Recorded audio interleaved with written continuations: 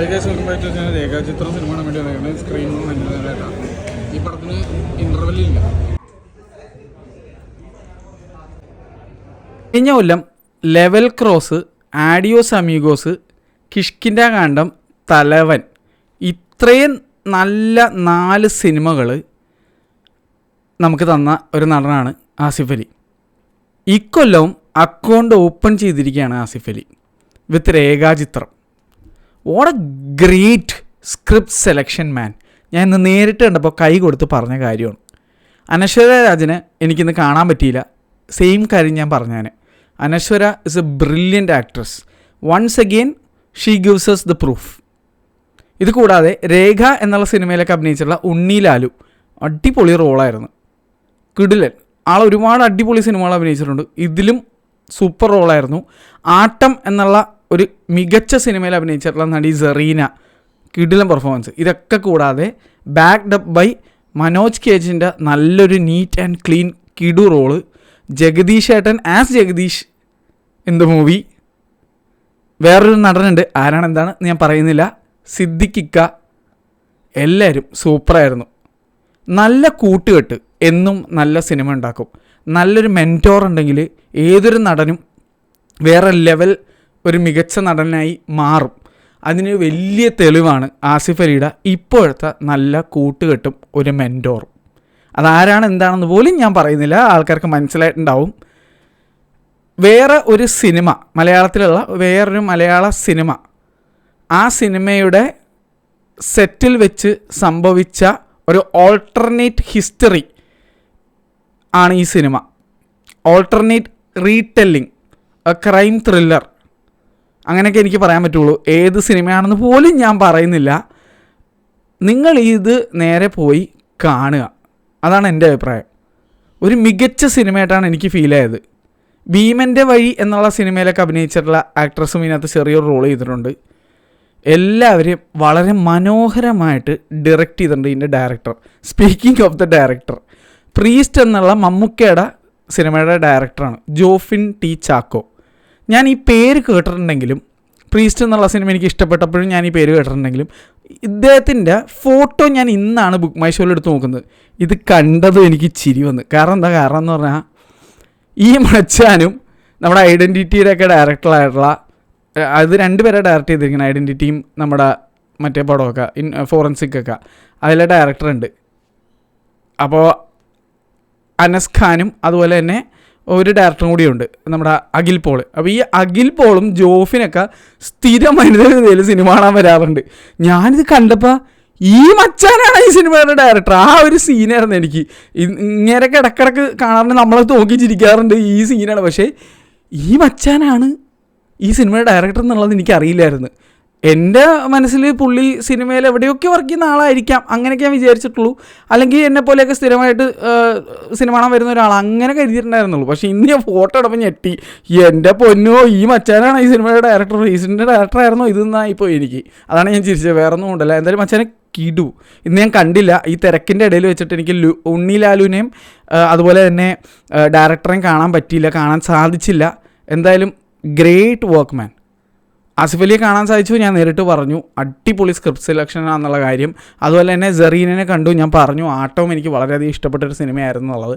അപ്പോൾ എന്തായാലും to me this is a great watch. ഗംഭീരമായ രീതിയിൽ ഡയറക്റ്റ് ചെയ്തിരിക്കുന്ന ഒരു സിനിമ എന്നാണ് എനിക്ക് തോന്നിയത്. ഫസ്റ്റ് ഹാഫ് പെട്ടെന്ന് പോയെങ്കിലും സെക്കൻഡ് ഹാഫ് കുറച്ച് സ്ലോ പേസ്ഡ് ആണ്. പക്ഷേ ആ സ്ലോ പേസ്ഡ് നമ്മൾ ആ സിനിമയായിട്ട് നല്ലപോലെ കണക്ട് ചെയ്യിപ്പിക്കുന്നതുകൊണ്ട് നമുക്കതൊരു പ്രശ്നമല്ലാതെ തോന്നും. ഇതൊരു എഡ്ജ് ഓഫ് ദ സീറ്റ് ത്രില്ലറാണെന്ന് വെച്ചാൽ ഒരു പരിധി വരെ ആണ്. പക്ഷേ ഇത് ചെയ്തിരിക്കുന്ന ആ ഒരു നമുക്കറിയാവുന്ന ഒരു സിനിമ, ആ സിനിമയുടെ സെറ്റിൽ നടന്നിട്ടുള്ള ഒരു ഓൾട്ടർനേറ്റ് സ്റ്റോറി ലെവലിലാണ് ഇത് ചെയ്തിരിക്കുന്നത്. ഈ സിനിമ കണ്ടപ്പോൾ ഞാൻ അവസാനം ഇപ്പോൾ ചിന്തിച്ചു പോയി, ഇത് ശരിക്കും ഇനി നടന്നായിരുന്നോന്ന്. കാരണം അത്രയും കൺവിൻസിങ് ആയിട്ടാണ്, കൺവിൻസിങ് ചെയ്ത് നമ്മുടെ കൺവിൻസിങ് സ്റ്റാർ ലെവലല്ല, ശരിക്കും കൺവിൻസിങ് ആയിട്ടാണ് ഈ സിനിമ ചെയ്തിരിക്കുന്നത്. അപ്പോൾ നമുക്കിത് കാണുമ്പോഴേക്കും ഇത് ശരിക്കും നടന്നിരുന്നവിടെ, ഇവന്മാരിത് ഇൻവെസ്റ്റിഗേറ്റ് ചെയ്ത് ഇത് ശരിക്കും സത്യം കണ്ടെത്തിയോ ആ ലെവലൊക്കെ ആയിപ്പോയി. ഇംഗ്ലീഷിൽ ചില സിനിമകളൊക്കെ ഉണ്ട്, അത് കണ്ട് കഴിയുമ്പോൾ ആ സിനിമ വന്നു കഴിഞ്ഞ് കണ്ടു കഴിയുമ്പോൾ നമ്മൾ അറിയുന്നത് ഇങ്ങനൊരു സംഭവം ഉണ്ടായിരുന്നു. ഇമിറ്റേഷൻ ഗെയിം എന്ന് പറയുന്ന സിനിമയുണ്ട്. ആ സിനിമ കണ്ടു കഴിയുമ്പോൾ ഞാൻ ഇങ്ങനെയൊക്കെയാണ് കാര്യങ്ങൾ നടന്നിരുന്നത് എന്നുള്ള അവസ്ഥയായിരുന്നു. ഒരു സിനിമ കാരണം ഒരാളെപ്പറ്റി അറിയാനും അതുപോലെ പല കാര്യങ്ങൾ പുറത്തേക്ക് വന്ന ഒരു സിറ്റുവേഷൻ അതുപോലെയായിരുന്നു എനിക്ക് ഇത് കണ്ടപ്പോൾ. പക്ഷേ ഇത് ശരിക്കും സംഭവിച്ചൊരു കാര്യമല്ല, ഇവർ വേറെ രീതിയിൽ എടുത്തിരിക്കുന്ന ഒരു സാങ്കല്പിക സാധനമാണ്. പക്ഷേ എൻ്റെ പൊന്നു, ഇത് കണ്ടു കഴിയുമ്പോൾ നിങ്ങൾ ഇത് ശരിക്കും നടന്നു എന്ന് വിചാരിച്ച് പോകും. അങ്ങനെ തെറ്റിദ്ധരിച്ച് ചിലപ്പോൾ പോകും. ആ രീതിയിലാണ് ഇത് എടുത്തു വെച്ചിരിക്കുന്നത്. ഇതിന് ഒരുപാട് പേരെ സപ്പോർട്ട് വേണ്ടി വന്നിരുന്നു. കാരണം ഉറപ്പാണ് എനിക്ക് ഇവരെല്ലാവരും നല്ല രീതിയിൽ സപ്പോർട്ട് ചെയ്തുകൊണ്ടാണ് ഇങ്ങനൊരു സിനിമ ചെയ്യാൻ തന്നെ പറ്റിയത്. കാരണം ഇത് മറ്റൊരു സിനിമയുടെയും അതുപോലെ തന്നെ ഒരുപാട് ലെജൻഡറി ആയിട്ടുള്ള ഇപ്പോൾ ജീവിച്ചിരിപ്പില്ലാത്ത ഒരുപാട് ആൾക്കാരെയൊക്കെ ബേസ് ചെയ്തിട്ടൊക്കെയാണ്. അപ്പോൾ അവരൊക്കെ ഇതിനകത്ത് AI ചെയ്തിട്ടുണ്ട്. അതിനകത്ത് ഒരാളുടെ പേര് ഞാൻ പറയാം. ഇതിൻ്റെ AI ചെയ്തിരിക്കുന്നത് ഭരതൻ എന്നുള്ള ഡയറക്ടർ, നമ്മുടെ സിദ്ധാർത്ഥ് ഭരതൻ്റെയും KBC ലളിത ചേച്ചിയുടെയും ഹസ്ബൻഡായ ലെജൻഡറി ഡയറക്ടർ ഭരതനെ ഇതിനകത്ത് AI ചെയ്തിട്ടുണ്ട്. അത് ഒരു ആക്ടറിനെ വെച്ചിട്ട് പിന്നെ അതിൽ AI ചെയ്തതാണെന്നറിയില്ല, AI എന്ന് പറയൂല. ഇതിൻ്റെ പൊന്നെ ശരിക്കും ലെജൻഡറി ഡയറക്ടർ രണ്ടാമത് വന്ന പോലെ, അല്ലെങ്കിൽ പുള്ളിയുടെ ഒരു നേരത്തെ ഉള്ള ഒരു ഫുട്ടേജ് എടുത്ത് കാണിച്ച പോലെ ഇരുന്ന് വെച്ചു. എൻ്റെ പൊന്നെ അത് കിടുമായിരുന്നു. എന്തോ മൈൻഡ് സംതിങ് എന്നുള്ള ഏതൊരു ടീമാണ് ചെയ്തിരിക്കുന്നത്, അവരുടെ പേര് ഞാൻ മറന്നുപോയി. അതിൽ വർക്ക് ചെയ്യുന്ന ഒരു മച്ചാൻ നമ്മുടെ സബ്സ്ക്രൈബറാണ്. മച്ചാൻ എൻ്റെ അടുത്ത് വന്നിട്ട് എങ്ങനെ ഉണ്ടായിരുന്നു ചോദിച്ചപ്പോൾ ഞാൻ ഇത് പറഞ്ഞില്ല. ഞാൻ ഇപ്പോൾ മച്ചാനെ കൂടുതലുള്ള കൂട്ടുകാരെന്ന് ചിരിക്കുന്നു. അപ്പോൾ ഞാൻ എന്താ ചിരിച്ചതെന്ന് ചോദിച്ചപ്പോൾ പറഞ്ഞത്, ചേട്ടാ ഇവനാണ് ഇതിനകത്ത് VFX ചെയ്ത ഒരാളെന്ന് പറഞ്ഞപ്പോൾ ഞാൻ എന്നായിപ്പോയി. അവൻ പോലും പറഞ്ഞില്ല. ഞാനത് അതിന് മുന്നേ ഇങ്ങനെ സംസാരിച്ചപ്പോൾ ഞാൻ അറിയാതെ പറഞ്ഞു പോയതാണ്. എനിക്ക് VFX ഒക്കെ ഭയങ്കര ഇഷ്ടപ്പെട്ടു, ആ പോർഷൻ അടിപൊളിയായിരുന്നേക്ക്. അപ്പോൾ അവന് ഭയങ്കര സന്തോഷം വന്ന ഒരു സിറ്റുവേഷൻ ആയിരുന്നു. എന്നിട്ടും ആൾ പറഞ്ഞില്ല കേട്ടോ ഞാനാ ചെയ്തതെന്നുള്ളത്. എന്തായാലും അവൻ്റെ കൂട്ടുകാരൻ അത് പറഞ്ഞുകൊണ്ട് ഞാൻ അറിഞ്ഞു. എന്തായാലും വളരെ നന്നായിട്ടുണ്ടായിരുന്നു. അപ്പോൾ കമ്പനിയുടെ പേര് അവർ പറഞ്ഞു. ഇവർ എന്തോ ഫ്രീലാൻസ് ആയിട്ടാണ് ചെയ്യുന്നത് കമ്പനിക്ക് വേണ്ടി. എന്തോ മൈൻഡ് സംതിങ് എന്നാണ് ഇതിൻ്റെ VFX ചെയ്ത ടീമിൻ്റെ പേര്. അവരുടെ ആദ്യത്തെ വർക്കാന്ന് പറഞ്ഞു. കൺസിഡറിങ് ദാറ്റ് ഒരു രക്ഷയില്ലായിരുന്നു, കിടുവായിരുന്നു. അടിപൊളിയായിട്ട് ആ AI de-aging ഒക്കെ കിടുവായിട്ട് ചെയ്തിട്ടുണ്ട്. ഒരു വളരെ വലിയ ഒരു സ്റ്റാറിൻ്റെ ഒരു de-aging സംഭവങ്ങളൊക്കെ ഉണ്ട്. അത് കിടുവായിരുന്നു. അത് ശരിക്കും അദ്ദേഹം അവിടെ ചെന്ന് അഭിനയിച്ചിട്ട് de-aging ചെയ്തതാണോ അല്ലെങ്കിൽ AI ചെയ്തതാണോ വിത്ത് വോയിസ് ഓവർ, അതൊന്നും എനിക്കറിയില്ല. ഇതിൻ്റെ മേക്കിംഗ് വന്നാലേ അതൊക്കെ അറിയാൻ പറ്റുള്ളൂ, അല്ലെങ്കിൽ ആ സ്റ്റാർ ഇതിനെപ്പറ്റി പറഞ്ഞാലേ അറിയാൻ പറ്റുള്ളൂ. മലയാളത്തിൻ്റെ സ്വന്തം അഹങ്കാരമായിട്ടുള്ള ഒരാളാണ്, അത്രയും ഞാൻ പറയുന്നത്, വേറെ ഒന്നും പറയുന്നില്ല. എന്തായാലും വളരെ രസമായിട്ട് ഈ സിനിമ കണ്ടിരിക്കാൻ പറ്റി എന്നുള്ളതാണ്. To me this was a great watch backed by കിഡു പെർഫോമൻസസ്. അപ്പോൾ എന്നോട് നിങ്ങളിത് എങ്ങനെ ഉണ്ടായിരുന്നു വെച്ചാൽ എനിക്ക് ഭയങ്കര ഇഷ്ടപ്പെട്ടു. ആസിഫ് അലി ഇക്കൊല്ലം അക്കൗണ്ട് തുറന്നിരിക്കുകയാണ്, ഇതാണ് എനിക്ക് പറയാനുള്ളത്. പിന്നെ ഇതിൻ്റെ സിനിമാറ്റോഗ്രാഫർ ആരാണെന്നുള്ളത് ഒന്ന് നോക്കി തന്നെ പറയണം. കാരണം ഞാൻ നേരത്തെ നോക്കി, പക്ഷേ പേര് വീണ്ടും വിട്ടുപോയി. ചില ആളുകളുടെ പേര് പെട്ടെന്ന് നമ്മുടെ മനസ്സിലേക്ക് നിൽക്കത്തില്ല. അതാണ് നോക്കി തന്നെ പറയാമെന്ന് പറയാൻ കാരണം. ഇതിൻ്റെ എഡിറ്ററിനെ പറ്റിയും എനിക്ക് പറയാൻ പറ്റുള്ളൂ, അതിലേക്ക് ഞാൻ വരാം. അതിന് മുന്നേ ആദ്യം തന്നെ പ്രൊഡ്യൂസറിൻ്റെ പേര് പറയട്ടെ. വേണു കുന്നംപള്ളി, നമ്മുടെ 2018 എടുത്തുള്ള മച്ചാൻ, പുള്ളിയാണ് ഇത് പ്രൊഡ്യൂസ് ചെയ്തിരിക്കുന്നത്. അടിപൊളിയായിട്ടുണ്ട്. മ്യൂസിക് മുജീബ് മജീദ്, നല്ല ബാക്ക്ഗ്രൗണ്ട് സ്കോറൊക്കെ ആയിരുന്നു കേട്ടോ. നല്ല ടെൻസ്ഡ് സിറ്റുവേഷൻ ടൈപ്പ് അടിപൊളി ബാക്ക്ഗ്രൗണ്ട് സ്കോറൊക്കെ ആയിരുന്നു. Screen play by John Manthrikkal, വളരെ നന്നായിരുന്നു.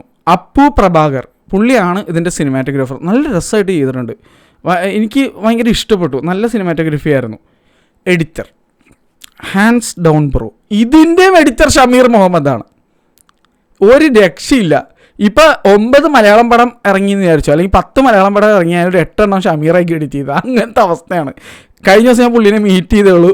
എനിക്ക് ഇതിൽ കൊടുത്തിരിക്കുന്ന ഫോട്ടോ ഇതല്ല ഇപ്പോഴത്തെ പുള്ളിയുടെ ലുക്ക്. ഇപ്പോൾ വേറൊരു ലുക്കായിരുന്നു, സോൾട്ട് ആൻഡ് പെപ്പർ ലുക്കായിരുന്നു. ഞാൻ മുഫാസ എന്നുള്ള ആങ്കിങ് കാണാൻ വേണ്ടി പുള്ളി ഫാമിലിയൊത്ത് വന്നപ്പോഴേക്കും കണ്ടിരുന്നു. ഞാൻ അന്ന് മാർക്കോയിൽ എനിക്കുണ്ടായ ഇഷ്യൂ ഞാൻ നേരിട്ട് പറഞ്ഞായിരുന്നു. അപ്പോൾ പുള്ളി പറഞ്ഞത് അന്ന് മേ ബി സെൻസർ കട്ട് ചെയ്തപ്പോൾ വന്ന ഇഷ്യൂ ആയിരിക്കാം എന്നുള്ള രീതിയിൽ. പുള്ളി സിനിമ കണ്ടിട്ടുണ്ടായിരുന്നില്ല ആ ടൈമിൽ. ഞാൻ പുള്ളിയെ മീറ്റ് ചെയ്തപ്പോഴേക്കും തിയേറ്ററിൽ പുള്ളി പടം കണ്ടിട്ടുണ്ടായിരുന്നില്ല. പക്ഷേ പുള്ളി എന്നോട് പറഞ്ഞത് ഞാൻ മര്യാദക്ക് കട്ട് ചെയ്താണ് കൊടുത്തിരുന്നത്, എഡിറ്റ് ചെയ്താണ് കൊടുത്തത്. സെൻസർ കട്ട് വന്നപ്പോൾ എന്തെങ്കിലും ഇഷ്യൂ വന്നതായിരിക്കും എന്ന് ഞാൻ നോക്കാം എന്നാണ് എന്നോട് പറഞ്ഞത്. പിന്നെ അതിന് ശേഷം പുള്ളിയെ കണ്ടിട്ടില്ല. എന്തായാലും ഇതും ഷമീർ മുഹമ്മദാണ് ചെയ്തിരിക്കുന്നത്. Bro you are like Anirudh now. എന്തോരം സിനിമ എന്നാണ് ചെയ്യുന്നത്. ഭൂരിഭാഗം സിനിമകളും ഞാൻ എഡിറ്റർ എടുത്ത് നോക്കുമ്പോൾ ഷമീർ മുഹമ്മദ്, ഇതാണ് അവസ്ഥ. എന്തായാലും സോ ഹാപ്പി ഫോർ യു മച്ചാ. ഇത് അടിപൊളിയായിട്ട് എഡിറ്റ് ചെയ്തിട്ടുണ്ടായിരുന്നു, ഒന്നും പറയാനില്ല. ഞാൻ പറഞ്ഞില്ല, ഇതുവരെ കണ്ടിട്ടുള്ള പുള്ളിയുടെ എല്ലാ എഡിറ്റിംഗ് എനിക്ക് കിടുവായിട്ട് തോന്നിക്കണം. മാർക്കോയിൽ മാത്രമാണ് എനിക്ക് അങ്ങനെ ഒരു അബ്രപ്റ്റ് കട്ട്സിൻ്റെ ഒരു സീൻ എനിക്ക് തോന്നിയത്. ഞാൻ പറഞ്ഞിരുന്നു, ഫിനിഷ് ഇല്ലാത്ത പോലത്തെ ഒരു സാധനം. അതെനിക്ക് മനസ്സിലായി പുള്ളിയുടെ അടുത്ത് നേരിട്ട് സംസാരിച്ചപ്പോൾ. It is not his fault actually. അത് ഈ സെൻസറുകാരുടെ പരിപാടിയാണ്. അപ്പോൾ OTT വന്നു കഴിയുമ്പോഴേക്കും കണ്ടിട്ട് ഞാൻ എൻ്റെ ബാക്കി കാര്യം പറയാം. എന്തായാലും ഷമീർ മുഹമ്മദ് മച്ചാനെ കിടു, ഇതിൻ്റെ എഡിറ്റിംഗ് അടിപൊളിയാണ്. അപ്പോൾ ഐ ലവ് ദിസ് മൂവി. ഇത്ര എനിക്ക് പറയാനുള്ളൂ. ഞാൻ വലിച്ചൊന്നും നീട്ടുള്ള, നിങ്ങൾ സിനിമ കണ്ടവരാണെങ്കിൽ എങ്ങനെയുണ്ടെന്ന് പറയാം. ആസിഫ് അലിക്ക് ലെവൽ ക്രോസ് എന്നുള്ള ചിത്രത്തിന് കിട്ടാതെ പോയ അംഗീകാരം ഈ സിനിമയിൽ കിട്ടട്ടെ എന്ന് ഞാൻ പ്രാർത്ഥിക്കുന്നു, ആഗ്രഹിക്കുന്നു. കാരണം അതൊരു കിടിലം പടമായിരുന്നാണ് എൻ്റെ അഭിപ്രായത്തിൽ. എൻ്റെ കിളി മറച്ച സിനിമയായിരുന്നു. എൻ്റെ ആരാണ്ട നായകൻ, ആരാണ്ട വില്ലൻ, ഇവൻ അതിനകത്ത് ആകെ 3 പേരെ മേജറായിട്ട് അതിനകത്ത് ഉള്ളൂ. അമല പോൾ, ഷറഫുദ്ദീൻ, ആസിഫ് അലി, 3 പേരും മത്സര അഭിനയമായിരുന്നു. ആസിഫ് അലിയുടെ അഭിനയം വേറെ റേഞ്ചായിരുന്നു, അത് പറയാതിരിക്കാൻ വയ്യ. Sharafudheen also did so good. അവസാനം ഇപ്പോൾ ഞാൻ പറഞ്ഞില്ലേ, മൈൻഡ് ഫക്ക് എന്നുള്ള രീതിയിലുള്ള ഒരു അവസ്ഥയായിരുന്നു എനിക്ക് ആ സിനിമ കണ്ടിട്ട്. അത്ര കിടു പടമായിട്ട് തോന്നിയൊരു പടമാണ്. പക്ഷേ അൺഫോർച്ചുനേറ്റ്ലി തിയേറ്ററിൽ ഞാൻ ആ സിനിമ കാണാൻ പോയപ്പോൾ തീരെ ആളുണ്ടായിരുന്നില്ല.